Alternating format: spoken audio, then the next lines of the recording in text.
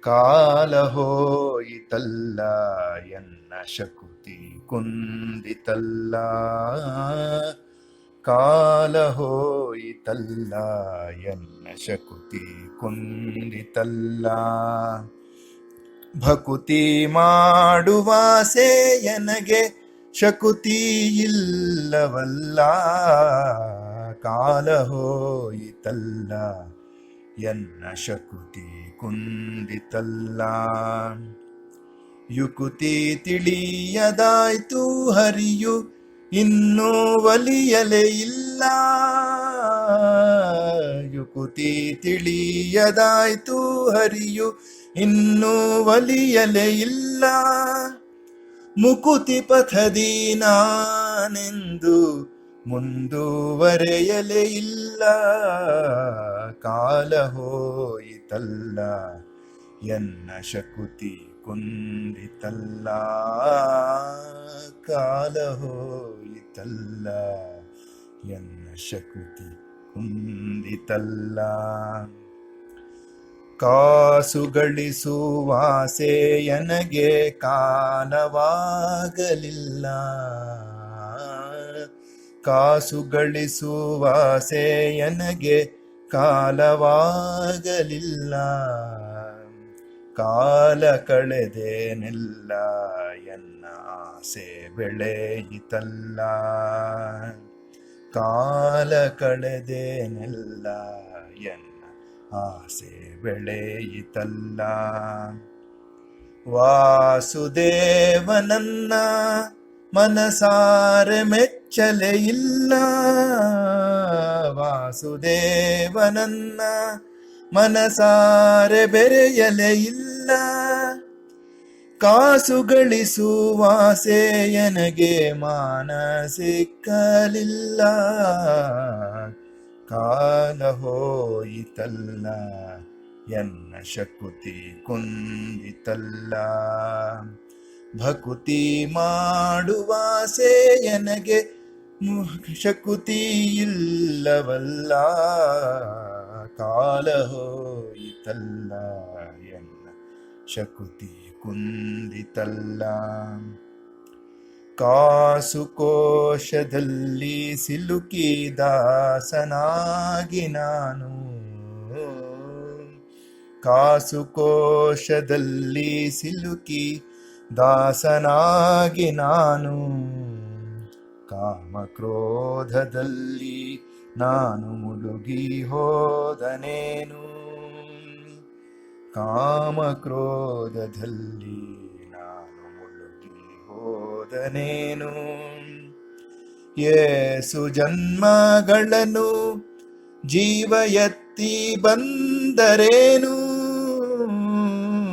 ಏಸು ಜನ್ಮಗಳನ್ನು ಜೀವ ಎತ್ತಿ ಬಂದರೇನು.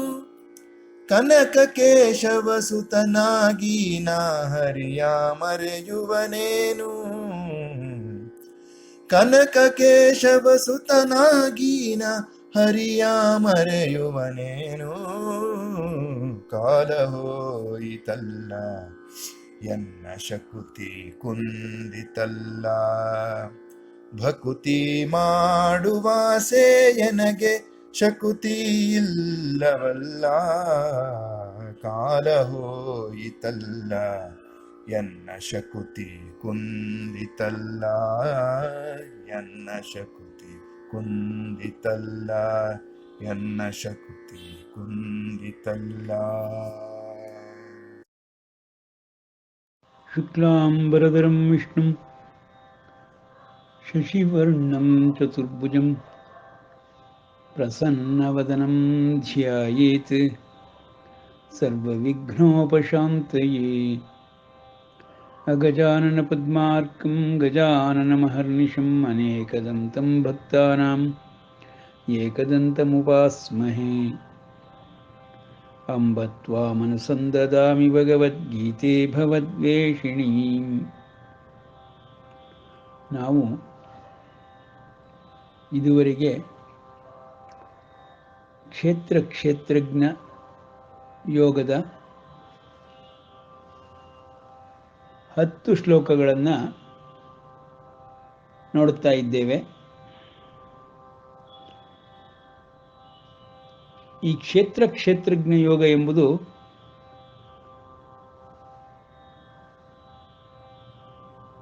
ದೇಹ ಮತ್ತು ದೇಹದ ಒಳಗಿನ ಅಂತರಂಗದ ವಿಷಯಗಳನ್ನು ತಿಳಿಸಿದ ಪರಮಾತ್ಮ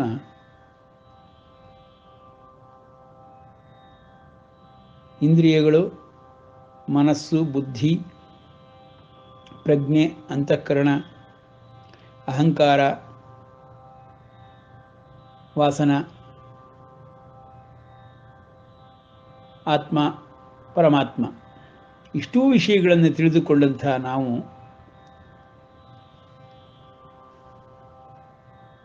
ಏಳನೇ ಅಧ್ಯಾಯದಿಂದ ವಿಶ್ವರೂಪ ದರ್ಶನದ ಬಗ್ಗೆ 11ನೇ ಅಧ್ಯಾಯದಲ್ಲಿ ಪರಮಾತ್ಮ ಪ್ರಯೋಗಾತ್ಮಕವಾಗಿ ತೋರಿಸಿದಂತಹ ಐಶ್ವರ್ಯ ರೂಪವನ್ನು ನೋಡಿದ ಮೇಲೆ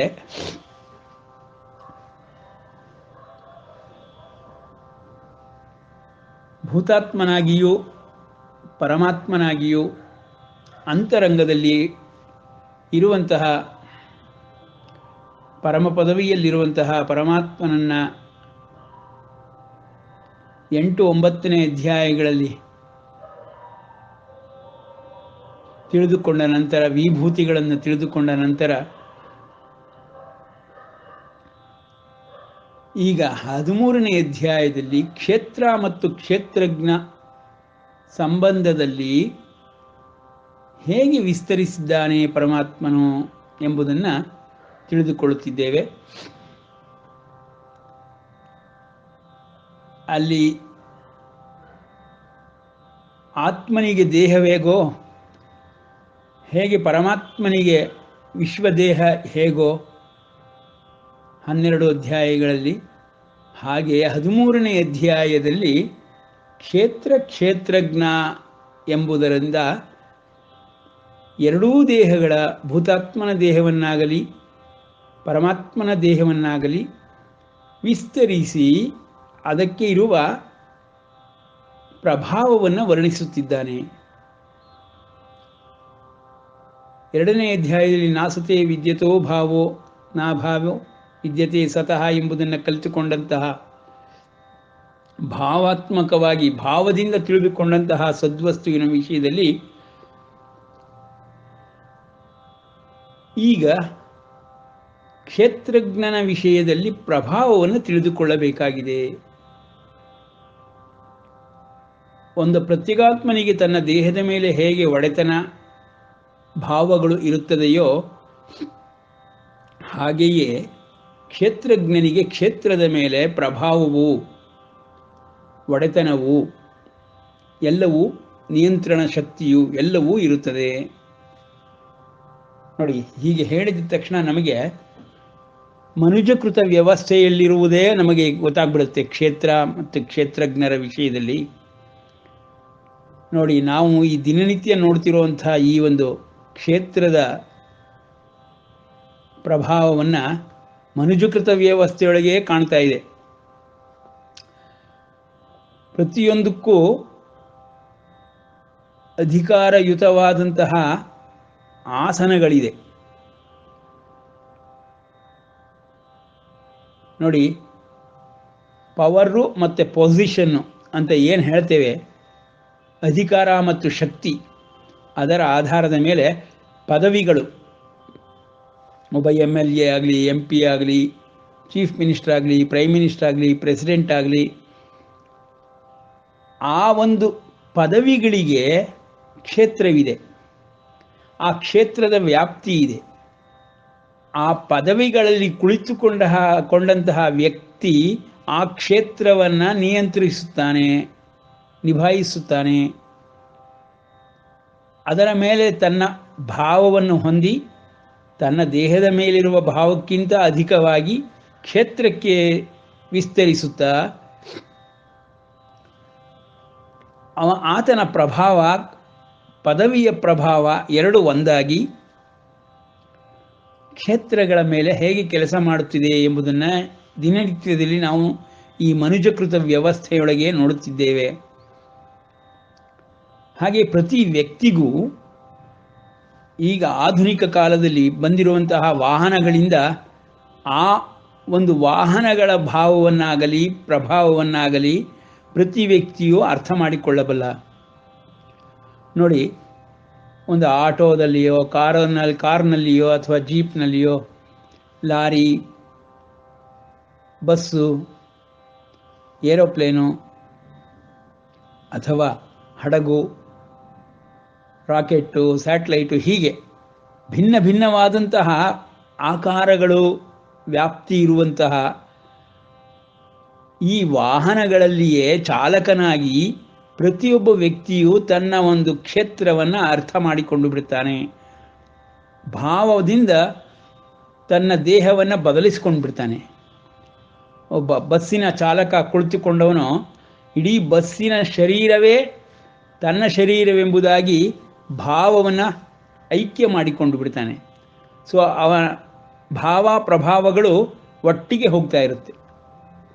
ಇಲ್ಲ ಅಂದರೆ ಅವನಿಗೆ ತನ್ನ ದೇಹದ ವ್ಯಾಪ್ತಿ ಅಷ್ಟೇ ಮನಸ್ಸಿನಲ್ಲಿ ಇಟ್ಕೊಂಡಿದ್ದರೆ ಭಾವವೇ ಉಂಟಾಗದೇ ಇದ್ದರೆ ಆಗ ಆ ವಾಹನದ ಆಕಾರ ಇವುಗಳ ಬಗ್ಗೆ ಸಂಪೂರ್ಣವಾದ ನೆನಪಿನ ಶಕ್ತಿ ಇಲ್ಲದೆ ಹೋದಾಗ ತೊಂದರೆಗಳಾಗುತ್ತೆ. ಅದು ಸತ್ಯವಾಗಿ ನಿತ್ಯದಲ್ಲಿ ಕಾಣಿಸ್ತಾ ಇರುವಂತಹ ಈ ಒಂದು ಕ್ಷೇತ್ರ ಭಾವ ಪ್ರಭಾವಗಳ ವಿಷಯ.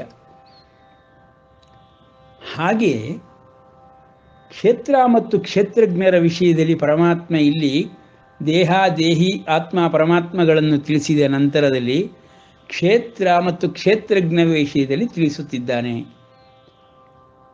ನೋಡಿ, ಕ್ಷೇತ್ರಜ್ಞನನ್ನು ನಾನೆಂದು ತಿಳಿದುಕೋಪ, ಆ ಶರೀರವನ್ನೇ ಕ್ಷೇತ್ರ ಅಂತ ತಿಳಿದುಕೊಳಪ ಅಂತ ಹೇಳ್ತಾ ಇದ್ದಾನೆ. ಅಂದರೆ ಅರ್ಥ ಏನಾಯಿತು ಅಂದರೆ, ಪ್ರತಿ ಕ್ಷೇತ್ರಜ್ಞರಿರುವಂತಹ ಪ್ರತಿ ಕ್ಷೇತ್ರಕ್ಕೂ ಅವನ ಪ್ರಭಾವವಿರುತ್ತದೆ.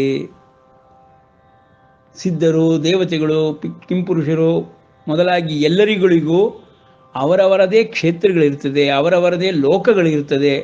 ಈಗ ಧ್ರುವಲೋಕ ಅಂತ ಹೇಳ್ಬಿಡ್ತೀವಿ ನಾವು. ಧ್ರುವಲೋಕದ ಮೇಲೆ ಧ್ರುವನಿಗೆ ಒಡೆತನ ಇರುತ್ತೆ. ಹಾಗೆ ದಿನನಿತ್ಯದಲ್ಲೂ ನೋಡ್ತಾ ಇರ್ತೀವಿ ನಾವು. ಪ್ರತಿ ವ್ಯಕ್ತಿಗೂ ತನ್ನ ಒಂದು ಹೊಲ ಗದ್ದೆಗಳಾಗಲಿ, ತೋಟಗಳಾಗಲಿ, ಎಲ್ಲ ರೀತಿಯ ಲ್ಯಾಂಡ್ಸ್ಗಳು, ಮನೆ, ಆಲಯಗಳು, ಎಲ್ಲದಕ್ಕೂ ಅವನು ಒಡೆಯನಾಗಿರ್ತಾನೆ. ಅಂದರೆ ಅವನ ಪ್ರಭಾವ ಅಷ್ಟು ಆ ಕ್ಷೇತ್ರದಲ್ಲಿ ಇದ್ದೇ ಇರುತ್ತೆ, ಅವನಿಗೆ ಅಧಿಕಾರವೂ ಇರುತ್ತೆ. ಈ ರೀತಿ ನಾವು ಕ್ಷೇತ್ರ ಮತ್ತು ಕ್ಷೇತ್ರಜ್ಞನನ್ನು ಅರ್ಥ ಮಾಡಿಕೊಳ್ಳೋದಕ್ಕೆ ಪ್ರಯತ್ನ ಪಡಬೇಕು. ಇಡೀ ವಿಶ್ವವನ್ನೇ ಪರಮಾತ್ಮ ತನ್ನ ಈ ವ್ಯಾಪ್ತಿಯೊಳಗೆ ಸೇರಿಸಿಕೊಂಡು ಬಿಟ್ಟಿದ್ದಾನೆ. ವಿಶ್ವಕ್ಕೆ ಕ್ಷೇತ್ರಜ್ಞನಾಗಿ ತಾನು ಒಡೆಯನೆಂದು, ತನ್ನ ಪ್ರಭಾವ ಇಡೀ ವಿಶ್ವದ ಮೇಲೆ ಇರುತ್ತದೆಂದು ಪರಮಾತ್ಮ ಇಲ್ಲಿ ತಿಳಿಸುತ್ತಿದ್ದಾನೆ. ಅದು ಸತ್ಯವೂ ಹೌದು. ನಾವು ವೇದ ಮಂತ್ರಗಳನ್ನೆಲ್ಲ ನೋಡಿದಾಗ ತಿಳಿದು ಬರುತ್ತದೆ, ಸೂರ್ಯದೇವನು ಅವನ ಸೂರ್ಯ ಪ್ರಭೆಯಿಂದ ಪ್ರಭಾವವನ್ನು ಇಡೀ ವಿಶ್ವಕ್ಕೆ ಪಸರಿಸುತ್ತಿರುತ್ತಾನೆ. ಇದು ತಿಳಿದ ವಿಷಯ. ನಾವು ಪರಮಾತ್ಮನನ್ನು ಸವಿತ್ರ ಮಂಡಲ ಮಧ್ಯವರ್ತಿ, ನಾರಾಯಣ ಸರಸಿಜಾಸನ ಸನ್ನಿವಿಷ್ಟ, ಕೇಯೂರವಾನ್ ಮಕರಕೊಂಡವಾನ್ ಕಿರೀಟಿಹಾರಿ ಹಿರಣ್ಮಯೋಪು ಧೃತ ಶಂಖಚಕ್ರ ಎಂದು ವರ್ಣಿಸುವುದರ ಮೂಲಕವಾಗಲಿ ಶಾಂತಾಕಾರಂ ಭುಜಗಶಯನಂ ಪದ್ಮನಾಭಂ ಸುರೇಶಂ ವಿಶ್ವಾಧಾರಂ ಗಗನ ಸದೃಶಂ. ನೋಡಿ, ಗಗನ ಸದೃಶಂ ವಿಶ್ವಾಧಾರಂ ಇವುಗಳೆಲ್ಲ ಕ್ಷೇತ್ರ ಮತ್ತು ಕ್ಷೇತ್ರಜ್ಞರ ಪ್ರಭಾವವನ್ನು ತಿಳಿಸುತ್ತೆ. ಅಂಥ ಪದಗಳು ಇದು. ಹೀಗೆ ನಾವು ಕ್ಷೇತ್ರ ಮತ್ತು ಕ್ಷೇತ್ರಜ್ಞನನ್ನು ಅರ್ಥ ಮಾಡಿಕೊಳ್ಳಲು ಆರಂಭಿಸಿದರೆ ಪರಮಾತ್ಮ ಇಲ್ಲಿ ಹೇಳುತ್ತಿರುವುದನ್ನು ಒಂದೊಂದನ್ನು ಪದಗಳನ್ನು ಸರಿಯಾಗಿ ಅರ್ಥ ಮಾಡಿಕೊಳ್ಳಬಹುದು. ಋಷಿಭಿಃ ಬಹುಧಾ ಗೀತಂ ಛಂದೋಭಿಃ ವಿವಿಧೈಃ ಪೃಥಕ್ ಬ್ರಹ್ಮಸೂತ್ರ ಪದೈಶ್ಚೈವ ಹೇತುಮದ್ಭಿರ್ವಿನಿಶ್ಚಿತೈಃ. ನೋಡಿ, ಪುರಾಣದ ಕಥೆಗಳಲ್ಲಿ ನಾವು ನೋಡಿರೋ ಹಾಗೆ ಋಷಿಗಳು ತಮ್ಮ ಆಶ್ರಮಗಳ ಮೇಲೆ ತಮ್ಮ ಒಡೆತನವನ್ನು ಸಾಧಿಸಿರ್ತಾರೆ. ಈ ಕ್ಷೇತ್ರ ಎನ್ನುವುದು ಸೂಕ್ಷ್ಮವಾದ ವಿಷಯವೇ, ಕಣ್ಣಿಗೆ ಕಾಣುವಂಥದ್ದಲ್ಲ. ಅದರ ಮೇಲೆ ಒಡೆತನ ಎಂಬುದು ಕಣ್ಣಿಗೆ ಕಾಣುವಂಥದ್ದಲ್ಲ. ಈಗ ನಮ್ಮ ಭಾರತ ದೇಶ ಎಂದೊಡನೆಯೇ ಭಾರತ ದೇಶದ ಆದ್ಯಂತ ಸಂಪೂರ್ಣವಾದ ಒಡೆತನ ಅಧ್ಯಕ್ಷರಿಗಾಗಲಿ ಪ್ರಧಾನಮಂತ್ರಿಯವರಿಗಾಗಲಿ ಇರುವಂತೆ. ಹಾಗೆ ಗಂಗಾ ನದಿಗೆ ಗಂಗಾ ಎಂದು ಹೆಸರಿಟ್ಟು ದೇವತೆಯ ಹೆಸರನ್ನು ಹೇಳಿದರು. ಗಂಗೆಯು ಹೇಗೆ ಗುರುತಿಸಲ್ಪಡುತ್ತಾಳೆ? ಕ್ಷೇತ್ರದ ಮೂಲಕವಾಗಿ ಕ್ಷೇತ್ರಜ್ಞಳಾಗಿರ್ತಾಳೆ ಗಂಗೆ. ಹಾಗೆ ಅವಳು ಹರಿದು ಸಮುದ್ರವನ್ನು ಸೇರುವ ತನಕವೂ ಅವಳ ಪಾತ್ರವೆಲ್ಲವೂ ಗಂಗಾಮಯವಾಗಿರುತ್ತದೆ. ಈ ರೀತಿ ಕ್ಷೇತ್ರವನ್ನು ತಿಳಿದುಕೊಳ್ಳಬೇಕು. ಪ್ರತಿಯೊಂದು ವಸ್ತುವಿಗೂ ಈ ಭೂಮಂಡಲದಲ್ಲಿ ಕ್ಷೇತ್ರವಿದೆ. ಆಯಾಯ ಕ್ಷೇತ್ರಗಳಿಗೆ ಕ್ಷೇತ್ರಜ್ಞರಿದ್ದಾರೆ. ಹೀಗೆ ನಾವು ನೋಡಿದ್ದಾಗ ಅಷ್ಟದಿಕ್ಪಾಲಕರುಗಳಾಗಲಿ, ಎಲ್ಲ ದೇವತೆಗಳಾಗಲಿ, ಸಿದ್ಧರಾಗಲಿ, ಯಕ್ಷ ಕಿನ್ನರ ಕಿಂಪುರುಷಾದಿಗಳಾಗಲಿ ತಮ್ಮ ತಮ್ಮ ಕ್ಷೇತ್ರಗಳನ್ನು ತಾವು ಒಡೆತನವನ್ನು ನಿರ್ವಹಿಸುವುದನ್ನು ಹೊಂದಿರುತ್ತಾರೆ. ಈ ಒಂದು ದೃಷ್ಟಿಯಿಂದ ನೋಡಿದಾಗಲೇ ಸೂಕ್ಷ್ಮ ರೂಪವಾದಂತಹ ನವಗ್ರಹಗಳಾಗಲಿ, ಗ್ರಹಾಧಿಪತ್ಯಗಳಾಗಲಿ, ಒಂದೊಂದು ಗ್ರಹಕ್ಕೂ ಇರುವ ಮನೆಗಳಾಗಲಿ, ರಾಶಿಕುಂಡಲಿಯಾಗಲಿ, ಇವುಗಳನ್ನು ನಾವು ಅರ್ಥ ಮಾಡಿಕೊಳ್ಳುವುದಕ್ಕೆ ಪ್ರಯತ್ನ ಪಡಬಹುದು. ಇವೆಲ್ಲ ವೇದಾಂತ ಪ್ರತಿಪಾದ್ಯವಾದಂತಹ ಕ್ಷೇತ್ರಜ್ಞರ ವಿಷಯಗಳು.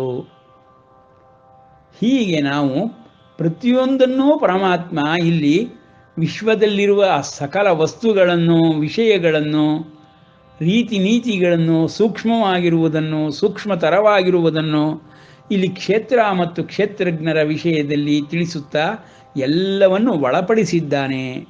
ಆದುದರಿಂದಲೇ ಕ್ಷೇತ್ರಜ್ಞನಾಗಿ ಇಡೀ ವಿಶ್ವಕ್ಕೆ ವಿಸ್ತರಿಸುತ್ತಿದ್ದಾನೆಂಬುದು ಅವನ ವಿಭೂತಿ ಮಹಿಮೆಗಳನ್ನು ನಾವು 11-12ನೇ ಅಧ್ಯಾಯಗಳಲ್ಲಿ ನೋಡಿದಾಗ ತಿಳಿದುಕೊಂಡೆವು. ಹೀಗೆ ಪರಮಾತ್ಮನ ವಿಭೂತಿಗಳನ್ನು ತಿಳಿದುಕೊಂಡ ಮೇಲೆ ಆ ಪರಮಾತ್ಮನೇ ಕ್ಷೇತ್ರಜ್ಞನಾಗಿ ನಾನು ಇರುತ್ತೇನಪ್ಪ ಈ ಶರೀರದಲ್ಲಿ ಅಂತ ಹೇಳ್ತಾ ಇದ್ದಾನೆ. ಅಂದರೆ ಇಲ್ಲಿ ಶರೀರ ಪದವನ್ನು ಪ್ರಯೋಗ ಮಾಡಿದ್ದಾನಾದರೂ ಅದು ಕ್ಷೇತ್ರಕ್ಕೆ ಸಮವೆಂದು ಹೇಳುತ್ತಿದ್ದಾನೆ. ಸೊ ಶರೀರ ಪದವನ್ನು ಕ್ಷೇತ್ರಕ್ಕೆ ವಿಸ್ತರಿಸಿ ಬಿಟ್ಟಿದ್ದಾನೆ. ಹೀಗೆ ನಮ್ಮ ಭೌತಿಕ ಶರೀರಕ್ಕೆ ನಮಗೆ ಕ್ಷೇತ್ರವಿಲ್ಲದಿದ್ದಾಗ್ಯೂ ಮನುಜಕೃತ ವ್ಯವಸ್ಥೆಯೊಳಗೆ ಅಧಿಕಾರ ಮತ್ತು ಪದವಿಗಳ ಮೂಲಕವಾಗಿ ಕ್ಷೇತ್ರವನ್ನು ನಾವು ನಿರ್ಮಿಸಿದ್ದೇವೆ. ಆ ಕ್ಷೇತ್ರದ ಮೇಲೆ ಒಡೆತನವನ್ನು ಆ ಒಂದು ಪದವಿಗಳಿಗೆ ಕೊಟ್ಟು ಬಿಟ್ಟಿದ್ದೇವೆ, ಅಧಿಕಾರವನ್ನು ಹಂಚಿದ್ದೇವೆ. ಹೀಗೆ ಒಡೆತನ ಮತ್ತು ಪದವಿಗಳು ಕೆಲಸ ಮಾಡ್ತಾ ಇದೆ ಕ್ಷೇತ್ರಜ್ಞರ ರೂಪದಲ್ಲಿ. ಇವುಗಳನ್ನು ನಾವು ಅರ್ಥ ಮಾಡಿಕೊಂಡಾಗ ನೋಡಿ, ಸಾಮಾನ್ಯ ವೈಯಕ್ತಿಕವಾಗಿಯೂ ನಾವು ಈಗಿನ ಒಂದು ಪದ್ಧತಿಯೊಳಗೆ ನೋಡಿದಾಗ ಕಂಪನಿಗಳು, ಸಂಸ್ಥೆಗಳು ಅಂತ ಹೇಳ್ತೀವಿ. ಈ ಸಂಸ್ಥೆಗಳ ವಿಷಯದಲ್ಲಿ ಇವತ್ತಿನ ದಿವಸ ಪಾಶ್ಚಿಮಾತ್ಯ ರಾಷ್ಟ್ರಗಳಲ್ಲಿ ನಾವು ಇನ್ಸ್ಟಿಟ್ಯೂಷನಲೈಸ್ ಮಾಡಿದ್ವಿ, ಸಿಸ್ಟಮೆಟೈಸ್ ಮಾಡಿದ್ವಿ ಅಂತ ಹೇಳಿಕೊಳ್ತಾರೆ. ಆದರೆ ಅವರು ಮಾಡುವುದು, ಈಗ ಮಾಡಿರುವುದು ನಮ್ಮಲ್ಲಿ ಸನಾತನ ಧರ್ಮದಲ್ಲಿಯೇ ಬಂದುಬಿಟ್ಟಿದೆ. ಸಂಸ್ಥೆಗಳು ಅನ್ನುವ ವಿಷಯ ಸನಾತನ ಧರ್ಮದಲ್ಲಿಯೇ ಬಂದುಬಿಟ್ಟಿದೆ. ಆದಿಶಂಕರರು ಚತುರಾಮ್ನಾಯ ಪೀಠಗಳನ್ನು, ಮಠಗಳನ್ನು ಮಾಡಿದಾಗಲೇ ಸಂಸ್ಥೆಗಳನ್ನು ಮಾಡಿದರೆಂಬುದು ತಿಳಿಯದ ವಿಷಯವೇ? ಎಲ್ಲರಿಗೂ ತಿಳಿದಿರುವ ವಿಷಯ. ಅದು ಸಂಸ್ಥೆಗಳಾಗಿ ಕೆಲಸ ಮಾಡ್ತಾ ಇದೆ. ಹಾಗೆ ಬಹಳ ಹಿಂದಿನಿಂದಲೂ ಈ ಸಂಸ್ಥೆ ಎಂಬುವಂತಹ ಮಠವಾಗಲಿ, ಆಲಯವಾಗಲಿ, ಆಶ್ರಮವಾಗಲಿ, ಋಷ್ಯಾಶ್ರಮವಾಗಲಿ, ಇವುಗಳೆಲ್ಲವೂ ಸಂಪೂರ್ಣವಾಗಿ ಕ್ಷೇತ್ರದ ರೂಪದಲ್ಲಿ, ಅದರ ಒಡೆತನವನ್ನು ಕ್ಷೇತ್ರಜ್ಞನ ರೂಪದಲ್ಲಿ ನಿಭಾಯಿಸಿಕೊಂಡು ಬಂದಿರುವಂಥದ್ದು ನಮ್ಮ ಸನಾತನ ಧರ್ಮದಲ್ಲೇ ಹಾಸುಹೊಕ್ಕಾಗಿದೆ. ಇದು ಹೊಸ ವಿಷಯವೇನಲ್ಲ. ಇಂದಿನವರು ಹೇಳಿಕೊಳ್ಬೋದಷ್ಟೇ. ಆದರೆ ನಮ್ಮ ಸನಾತನ ಧರ್ಮದಿಂದಲೇ ಬಂದಿರುವಂತಹ ಈ ಒಂದು ಇನ್ಸ್ಟಿಟ್ಯೂಷನಲೈಸ್ ಅಂತಾಗಲಿ ಅಥವಾ ಸಿಸ್ಟಮೆಟೈಸ್ ಅಂತಾಗಲಿ ಎಲ್ಲವನ್ನೂ ಮಾಡಿಟ್ಟಿದ್ದಾರೆ. ಪ್ರಾಂತ್ಯಗಳು ಪ್ರತಿಯೊಂದು ಸಂಪೂರ್ಣವಾಗಿ ಹಿಂದಿನಿಂದಲೇ ಬಂದಿರುವಂತಹ ವಿಷಯಗಳು. ಪ್ರದೇಶಗಳು, ಪ್ರಾಂತ್ಯಗಳು ಇವೆಲ್ಲವೂ ತಿಳಿದಿರುವಂತಹ ವಿಷಯಗಳೇ. ಹೀಗೆ ನಾವು ಕ್ಷೇತ್ರ ಮತ್ತು ಕ್ಷೇತ್ರಜ್ಞನನ್ನು ಅರ್ಥ ಮಾಡಿಕೊಳ್ಳಬೇಕು. ಮತ್ತು ಶರೀರವೆಂದ ಮಾತ್ರಕ್ಕೆ, ಆ ಪದಕ್ಕೆ ಶರೀರವೆಂಬುದಾಗಿ ಅರ್ಥವನ್ನು ಇಲ್ಲಿ ಕಲ್ಪಿಸಬಾರದು.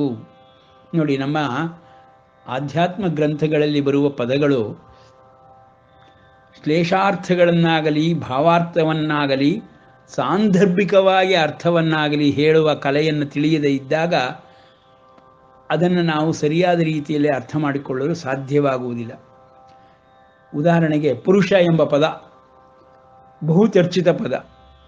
ಅದನ್ನು ಸರಿಯಾಗಿ ಅರ್ಥ ಯಾರೂ ತಿಳಿದುಕೊಳ್ಳುವುದೇ ಇಲ್ಲ. ಪುರುಷ ಎಂದರೆ ಲಿಂಗ ಸಂಬಂಧಿಯಾದಂತಹ ಒಬ್ಬ ಪುರುಷನನ್ನು ತೋರಿಸ್ತಾ ಇರುವಂತಹ ಪದ ಅಂತ ಹೇಳಿಬಿಡ್ತಾರೆ. ಸ್ತ್ರೀ ಪುರುಷರ ವಿಷಯದಲ್ಲಿ ಬಂದಿರುವ ಪದವಲ್ಲ ಪುರುಷ. ಪರಮಪುರುಷ, ಪರಬ್ರಹ್ಮ, ಪರಮಾತ್ಮ, ಕ್ಷೇತ್ರಜ್ಞ, ಈ ರೀತಿ ನೋಡಿದಾಗ ಆ ಪುರುಷ ಪದಕ್ಕೆ ಆತ್ಮ ಸಂಬಂಧವಾದ ಅರ್ಥವನ್ನು ಹೇಳಬೇಕು. ಪುಂಸ್ತ್ವಂ ಅಂದರೆ ಆತ್ಮ ಇರುವಂತಹ, ಆತ್ಮಶಕ್ತಿ ಇರುವಂಥವನು ಅಂತ ಹೇಳಬೇಕು. ಅದನ್ನು ದೈಹಿಕವಾಗಿ ಪ್ರಾಕೃತಿಕ ಸಂಬಂಧವಾದದ್ದು ಅಂತ ಹೇಳಿದರೆ ಅದು ಬೇರೆ ಪುರುಷ ಪದ. ಇವತ್ತಿನ ದಿವಸ ನಮ್ಮ ಕನ್ನಡದಲ್ಲಿ ಗಂಡಸು ಅಂತ ಹೇಳ್ತೀವಲ್ಲ, ಆ ಗಂಡಸು ಹೆಂಗಸಿಗೆ ಉಪಯೋಗಿಸುವ ಪುರುಷ ಪದ ಅದು ಸಾಮಾನ್ಯ ಅರ್ಥ. ಆದರೆ ನಿಜವಾದ ಅರ್ಥದಲ್ಲಿ ಪುರುಷ, ಪರಮಪುರುಷ ಎಂಬುದನ್ನು ಆತ್ಮ ಸಂಬಂಧಿಯಾಗಿಯೇ ಅರ್ಥೈಸಬೇಕು. ಆತ್ಮಶಕ್ತಿ ಎಂದೇ ಪುಂಸ್ತ್ವಂ ಎಂದರೆ ಹೇಳಬೇಕು. ಪುರುಷತ್ವ ಅಂತ ಹೇಳುವಾಗ ಎಲ್ಲರೂ ದೈಹಿಕವಾದಂತಹ ಪ್ರಾಕೃತಿಕವಾದಂತಹ ಸಂಬಂಧದಿಂದ ಮಾತನಾಡ್ತಾರೆ, ಅರ್ಥೈಸ್ತಾರೆ. ಅದು ಸರಿಯಲ್ಲ. ಆಧ್ಯಾತ್ಮಕ್ಕೆ ಪುರುಷ ಎಂಬ ಪದಕ್ಕೆ ಪುಂಸ್ತ್ವಂ ಎಂಬುವ ಅರ್ಥಕ್ಕೆ ಏನೆಂದು ಹೇಳಬೇಕಂದ್ರೆ ಆತ್ಮಶಕ್ತಿ, ಆತ್ಮ ಸಂಬಂಧವಾದದ್ದು, ಪರಮಾತ್ಮ ಶಕ್ತಿ, ಈ ರೀತಿ ನಾವು ಅರ್ಥೈಸಬೇಕು. ಹೀಗೆ ಪುರುಷ ಪದಗಳು ನಮ್ಮ ಆಧ್ಯಾತ್ಮ ಗ್ರಂಥಗಳಲ್ಲಿ ಹೇರಳವಾಗಿ ಬರುತ್ತೆ. ಅವುಗಳಿಗೆ ಈ ರೀತಿ ಸರಿಯಾದ ಅರ್ಥವನ್ನು ಹೇಳಿದಾಗ ಈ ಕ್ಷೇತ್ರಕ್ಕೂ ಸರಿಯಾದ ಅರ್ಥವನ್ನು ಅರ್ಥ ಮಾಡಿಕೊಳ್ಳಬಹುದು. ಹೀಗೆ ನಾವು ಆ ಪರಮಪುರುಷ ಎಂಬುದು ಕ್ಷೇತ್ರಜ್ಞನ ಹೇಗೆ ಆದನೋ ಹಾಗೆ ಕ್ಷೇತ್ರವು, ಶರೀರವು ಕ್ಷೇತ್ರವಾಗಿ ಮಾರ್ಪಟ್ಟಿತು. ಅಂದರೆ ಪ್ರಭಾವದಿಂದ, ಇಲ್ಲಿ ಪ್ರಭಾವದಿಂದ ನಾವು ಕ್ಷೇತ್ರವನ್ನು ಗುರುತಿಸಬೇಕು, ಭಾವದಿಂದಲ್ಲ. ಭಾವದಿಂದ ಗುರುತಿಸುವುದು ವ್ಯಕ್ತ. ಇಲ್ಲಿ ಅವ್ಯಕ್ತ ಪರಮಾತ್ಮ ಈ ಆ ಪದವನ್ನು ಹಾಕ್ತಾ ಇದ್ದಾನೆ ನೋಡಿ. ಇಲ್ಲಿ ಮುಂದಿನ ಶ್ಲೋಕದಲ್ಲಿ ಮಹಾಭೂತಾನ್ಯಹಂಕಾರೋ ಬುದ್ಧಿರವ್ಯಕ್ತಮೇವ ಚ ಇಂದ್ರಿಯಾಣಿ ದಶೈಕಂಚ ಪಂಚಚೇಂದ್ರಿಯ ಗೋಚರಾಹ. ನಾವು 7ನೇ ಅಧ್ಯಾಯದ ಒಂದು ಶ್ಲೋಕವನ್ನು ಜ್ಞಾಪಿಸಿಕೊಳ್ಳಬಹುದು. ಭೂಮಿರಾಪೋ ನಲೋ ವಾಯು ಖಮ್ಮನೋ ಬುದ್ಧಿರೇವ ಚ ಅಹಂಕಾರ ಇತಿ ಎಮ್ಮೆ ಪ್ರಕೃತಿ ಅಷ್ಟದ ಭಿನ್ನ ಪ್ರಕೃತಿರಷ್ಟದ ಅಂತ ಪರಮಾತ್ಮ ಅಲ್ಲಿ ಹೇಳಿದಾಗ, ಪ್ರಕೃತಿಯ ವಿಷಯದಲ್ಲಿ ಹೇಳಬೇಕಾದಾಗ ಅವನ ಪ್ರಕೃತಿಯ ವಿಷಯವನ್ನು ಹೇಳಿದ. ಅಲ್ಲಿ ಆ ರೀತಿ ಪದಗಳನ್ನು ಪ್ರಯೋಗ ಮಾಡಿ ಹೇಳಿದ್ದಾನೆ. ಇಲ್ಲಿ ಯಾದರೋ ಮಹಾಭೂತಾನ್ಯಹಂಕಾರೋ ಬುದ್ಧಿರವ್ಯಕ್ತಮೇವ ಚ, ಅದು ಬಹಳ ಇಂಪಾರ್ಟೆಂಟು. ಇಲ್ಲಿ ಪ್ರಭಾವ ಅನ್ನೋದು ಬಹಳ ಇಂಪಾರ್ಟೆಂಟು, ಅವ್ಯಕ್ತಮೇವ ಚ ಅನ್ನುವುದು ಬಹಳ ಇಂಪಾರ್ಟೆಂಟು. ಈ 2 ಪದಗಳನ್ನು ತೆಗೆದುಕೊಂಡು ನಾವು ಕ್ಷೇತ್ರ ಮತ್ತು ಕ್ಷೇತ್ರಜ್ಞರ ಪದಗಳನ್ನು ಅರ್ಥೈಸಿ ಭಾವಾರ್ಥ, ತತ್ವಾರ್ಥಗಳನ್ನು ಸರಿಯಾಗಿ ತಿಳಿದುಕೊಳ್ಳಬೇಕು. ಹಾಗೆ ನೋಡಿದಾಗ ಕ್ಷೇತ್ರಜ್ಞನಾಗಿ ಎಲ್ಲ ನದಿಗಳಲ್ಲೂ ಆಯಾಯ ದೇವತೆಗಳು ಇರುತ್ತಾರೆ, ಎಲ್ಲ ಗ್ರಹಗಳು ಕ್ಷೇತ್ರಜ್ಞರಾಗಿರುತ್ತಾರೆ. ಅವರ ಪ್ರಭಾವ ಎಲ್ಲಿಯ ತನಕ ನಡೆಯುತ್ತದೆಯೋ ಅಲ್ಲಿಯ ತನಕವೂ ಅದು ಕ್ಷೇತ್ರವೆನಿಸುತ್ತದೆ. ಹೀಗೆ ನಮ್ಮಲ್ಲಿ ಸನಾತನ ಧರ್ಮದಲ್ಲಿ ಬಂದಿರುವಂತಹ ಕ್ಷೇತ್ರಜ್ಞರ ವಿಷಯದಲ್ಲಿ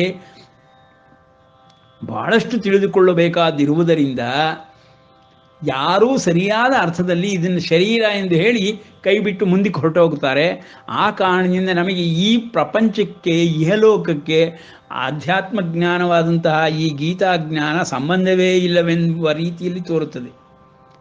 ಮೊದಲ 12 ಅಧ್ಯಾಯಗಳಲ್ಲಿ ಅಂತರಂಗದ ವಿಷಯಗಳನ್ನೇ ಹೇಳಿದ ಪರಮಾತ್ಮ ಇಲ್ಲಿ ಕ್ಷೇತ್ರ ಎಂದು ಪದವನ್ನು ಪ್ರಯೋಗ ಮಾಡುವುದರ ಮೂಲಕವಾಗಿ ಶರೀರವನ್ನು ಮತ್ತು ಅದರ ಭಾವವನ್ನು ಪ್ರಭಾವವನ್ನಾಗಿ ಕ್ಷೇತ್ರವನ್ನಾಗಿ ಮಾರ್ಪಡಿಸಿಬಿಟ್ಟಿದ್ದಾನೆ, ವ್ಯಾಪ್ತಿಯನ್ನು ವಿಸ್ತರಿಸಿದ್ದಾನೆ.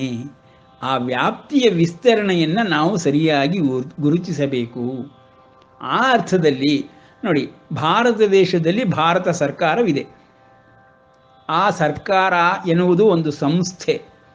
ಹೇಗೆ ಋಷ್ಯಾಶ್ರಮ ಎಂಬುದು ಒಂದು ಸಂಸ್ಥೆಯೋ, ಒಂದು ಮಠಕ್ಕೆ, ಯಾವುದೇ ಮಠಗಳಾಗಲಿ ಆ ಮಠಕ್ಕೆ ಆಲಯಗಳಾಗಲಿ ಹೇಗೆ ಕ್ಷೇತ್ರವೆಂದು ಹೇಳುತ್ತೇವೆಯೋ ಹಾಗೆಯೇ ಸರ್ಕಾರವೂ ಒಂದು ಕ್ಷೇತ್ರ.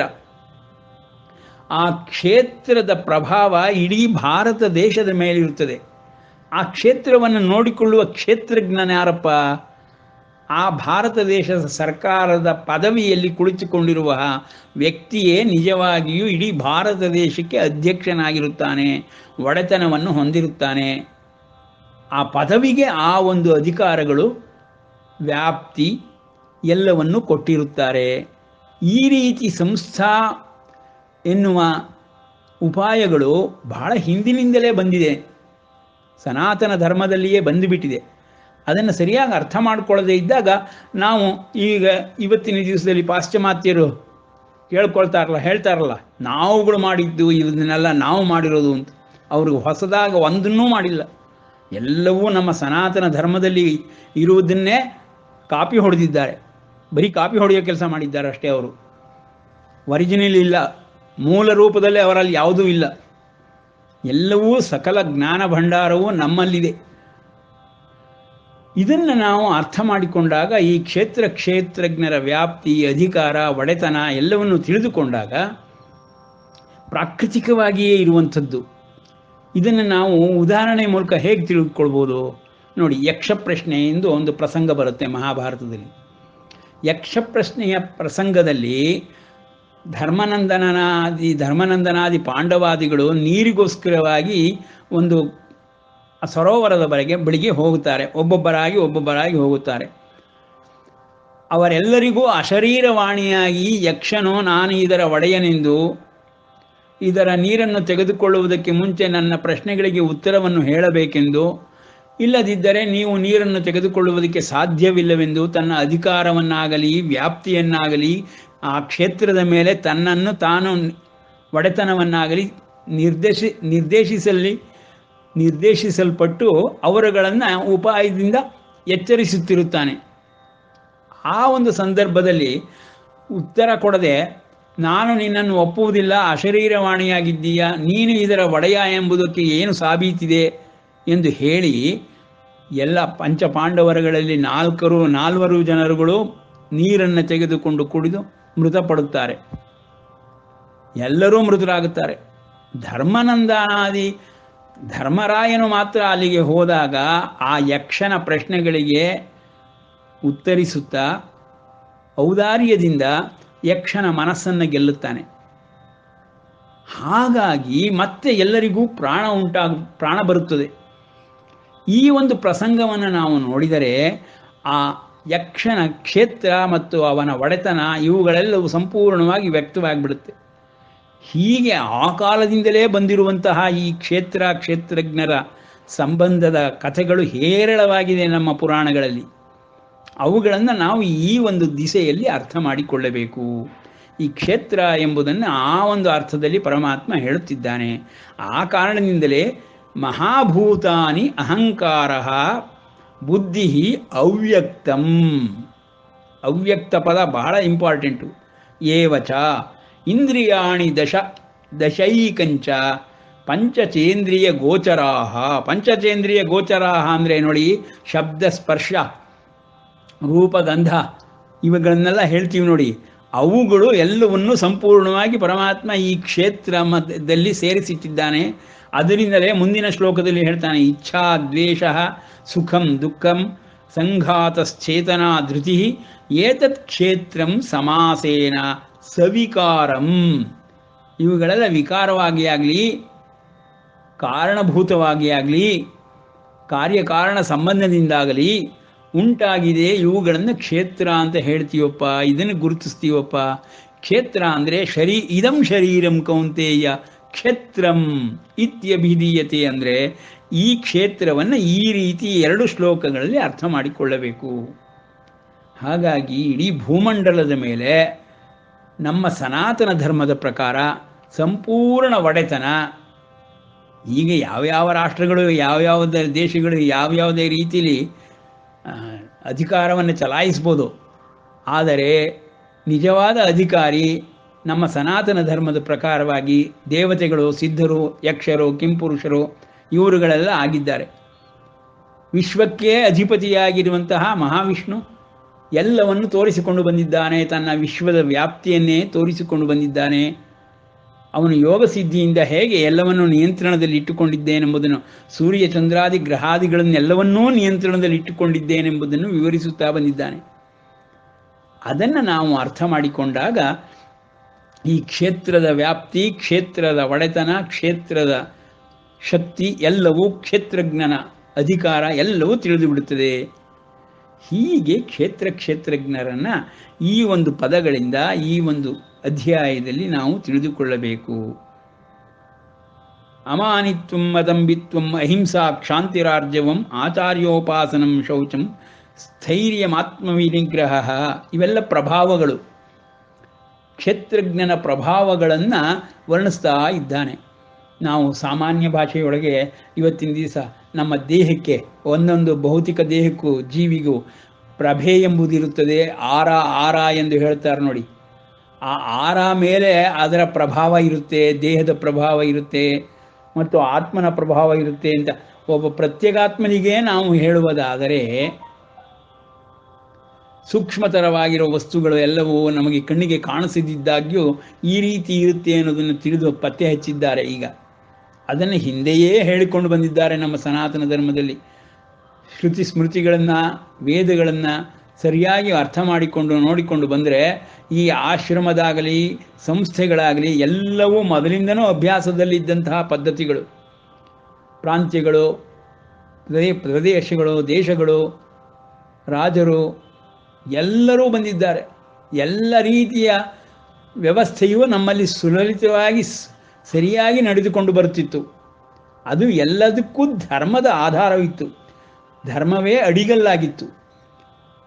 ಅದನ್ನು, ಧರ್ಮವನ್ನು, ಅಡಿಗಲ್ಲನ್ನು ಅಲುಗಾಡಿಸಿ ತೆಗೆದು ಧನವನ್ನು ಅಲ್ಲಿ ಇಟ್ಟು ಧನದ ಆಧಾರದ ಮೇಲೆ ಪಾಶ್ಚಾತ್ಯರು ನಮ್ಮ ದೇಶದಲ್ಲಿ ವ್ಯವಸ್ಥೆಯನ್ನೇ ಬದಲಿಸ ಹೊರಟರು.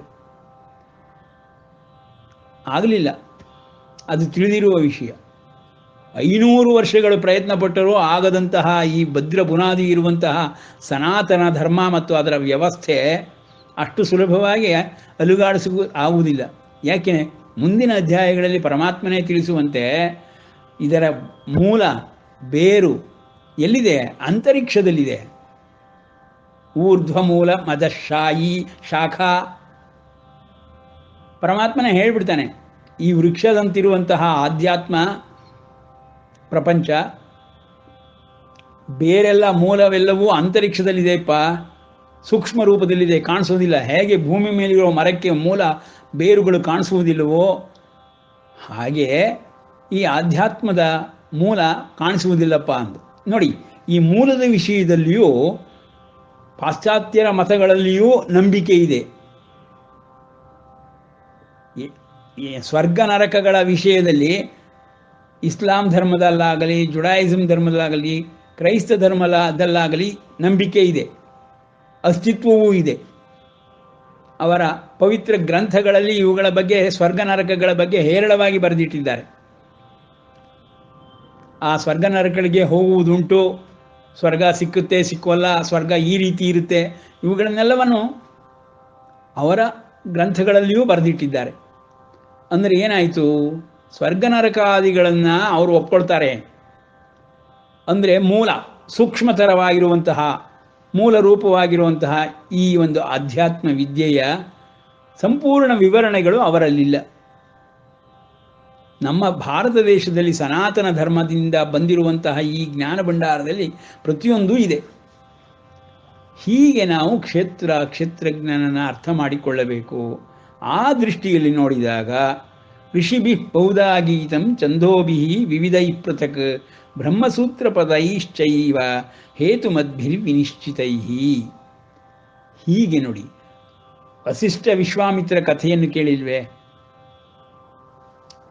ವಸಿಷ್ಠರ ಆಶ್ರಮಕ್ಕೆ ಬಂದ ವಿಶ್ವಾಮಿತ್ರ ತನ್ನ ಒಡೆತನವನ್ನು ಒಂದು ಹಸುವಿನ ಮೇಲೆ ತೋರಿಸಲು ಹೋದಾಗ ವಸಿಷ್ಠರು ವಿರೋಧಿಸಿದ್ದರಿಂದ ವಿಶ್ವಾಮಿತ್ರನಿಗೆ ಸಾಧ್ಯವೇ ಆಗುವುದಿಲ್ಲ ಹಸುವನ್ನು ಕರೆದುಕೊಂಡು ಹೋಗಲು.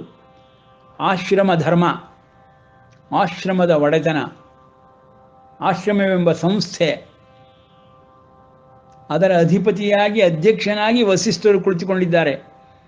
ಎಲ್ಲವೂ ಸೂಕ್ಷ್ಮ ರೂಪಗಳಿಂದಲೇ ನಡೆಯುತ್ತಿದ್ದಂತಹ ಕಾಲವದು. ಮಂತ್ರಶಕ್ತಿಯಾಗಲಿ, ಬ್ರಹ್ಮಶಕ್ತಿಯಾಗಲಿ, ದಿವ್ಯಾಸ್ತ್ರಗಳ ನಿಯಂತ್ರಣವಾಗಲಿ ಎಲ್ಲವೂ ಇದ್ದ ಕಾಲವದು. ಆದರೂ ಎಲ್ಲವೂ ವ್ಯವಸ್ಥಿತವಾಗಿತ್ತು. ಇದರಿಂದ ನಮಗೆ ತಿಳಿದು ಬಿಡುತ್ತೆ, ವ್ಯವಸ್ಥೆ ಎಂಬುದು, ದಿವ್ಯ ವ್ಯವಸ್ಥೆ ಎಂಬುದು ಸನಾತನವಾದದ್ದು ಎಂದು ತಿಳಿದು ಬಿಡುತ್ತದೆ. ಆ ವ್ಯವಸ್ಥೆಯ ದೃಷ್ಟಿಯಿಂದ ನೋಡಿದಾಗ ಕ್ಷೇತ್ರಜ್ಞ ಸಂಪೂರ್ಣವಾಗಿ ನಮಗೆ ಅರ್ಥವಾಗುತ್ತದೆ. ಇಂದು ಇಲ್ಲಿಗೆ ನಿಲ್ಲಿಸಿರೋಣ. ನಾಳೆ ಮತ್ತೆ ಮುಂದುವರಿಸೋಣ. 7ನೇ ಶ್ಲೋಕದಿಂದ ಮುಂದುವರಿಸೋಣ. ಕೃಷ್ಣಾರ್ಪಣಮಸ್ತು.